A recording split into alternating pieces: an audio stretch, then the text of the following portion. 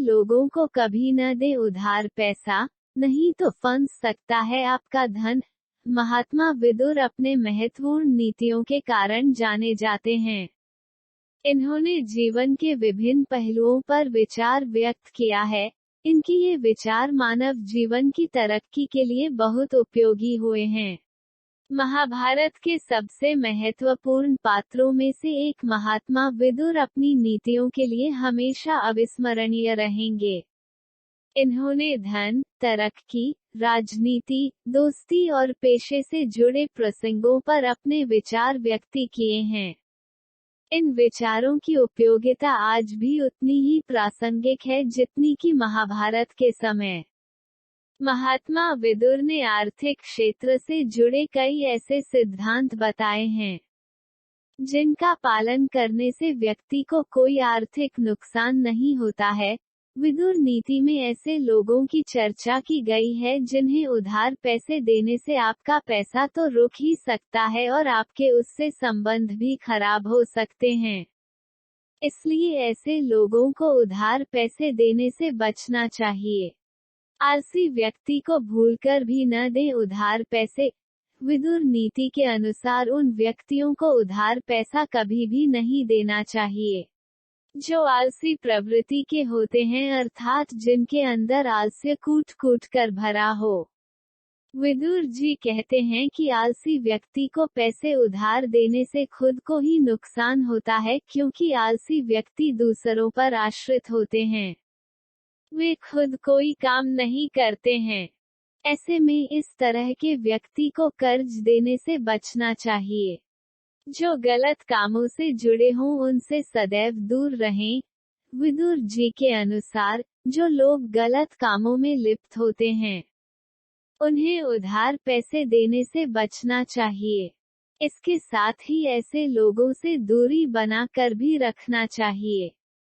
ऐसे लोगों का साथ गलत रास्ते पर चलने वालों के साथ होता है, इसलिए इन्हें किसी प्रकार का कर्ज न दें जिन लोगों पर भरोसा न हो। महात्मा विदुर जी अपने विदुर नीति में कहते हैं कि जो लोग अविश्वसनीय हों उन्हें उधार पैसे नहीं देना चाहिए, अर्थात ऐसे लोगों पर जिन पर भरोसा न किया जा सके उन्हें भूलकर भी पैसे न दें।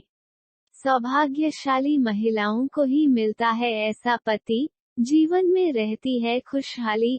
विदुर नीति में जीवन के कई पहलुओं का जिक्र किया गया है। उत्तम पुरुष के लक्षण बताए गए हैं। महाराज विदुर को महाभारत काल के प्रमुख पात्रों में से एक माना जाता है। ये महान नीतिज्ञ, विवेकवान और बुद्धिमान व्यक्ति थे। विदुर जी ने विदुर नीति में जीवन के कई पहलुओं पर नीतिपरक बातें बताई हैं। विदुर नीति में न केवल जीवन से जुड़ी समस्याओं का वर्णन मिलता है बल्कि इन समस्याओं का हल भी बताया गया है। विदुर नीति में उत्तम पुरुष के लक्षण बताए गए हैं। विदुर के अनुसार इन गुणों वाले पुरुषों का मिलना बहुत मुश्किल होता है। जिस स्त्री को ऐसे पुरुष पति के रूप में मिल जाते हैं वे अपने को धन्य समझती है। अगर आप अपने जीवन में कुछ सीखना और हासिल करना चाहते हैं तो हमारे चैनल को सब्सक्राइब करें। उत्तम पुरुष के लक्षण। विदुर नीति के अनुसार उत्तम पुरुष के ये लक्षण होते हैं। परोपकार। विदुर नीति के अनुसार परोपकारी व्यक्ति का सम्मान स्वर्ग में भी होता है। उत्तम पुरुष उस मरे हुए पशु के समान होता है जिनका चमड़ा मृत्यु के बाद भी काम में आता है। विदुर के अनुसार परोपकारी लोगों को मृत्यु के बाद स्वर्ग में भी पूजनीय स्थान मिलता है, जबकि परोपकार रहित मानव का जीवन व्यर्थ होता है। धर्मशील। विदुर नीति के अनुसार उत्तम पुरुष को चाहे जितना कष्ट मिले, उनके जीवन में कितने दुख ही क्यों न आए, वे अपना धर्म तटस्थ भाव से ही निभाते हैं। वे कभी भी प्रश्नवाचक चिन्ह अपने धर्म से विलग नहीं होते हैं। विदुर नीति के अनुसार उत्तम पुरुष में कठोर से कठोर कष्ट और हर दुख सहने की क्षमता होती है, इसलिए ये साधारण पुरुष की श्रेणी में नहीं आते हैं। दानवीर और सत्यवादी। विदुर नीति के अनुसार उत्तम पुरुषों में धर्म का पालन, दान करने, सत्य बोलने और मेहनत करने के गुण पाए जाते हैं। ऐसे उत्तम पुरुषों की चर्चा तीनों लोकों में होती है।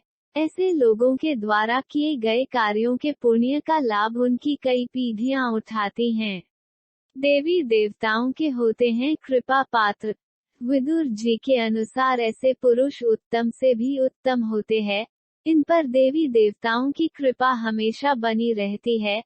ऐसे पुरुष को पति के रूप में पाकर स्त्री धन्य हो जाती है और स्वर्ग के समान सुख भोगती है। ऐसे वीडियो देखने के लिए हमारे चैनल को लाइक और सब्सक्राइब करना ना भूलें।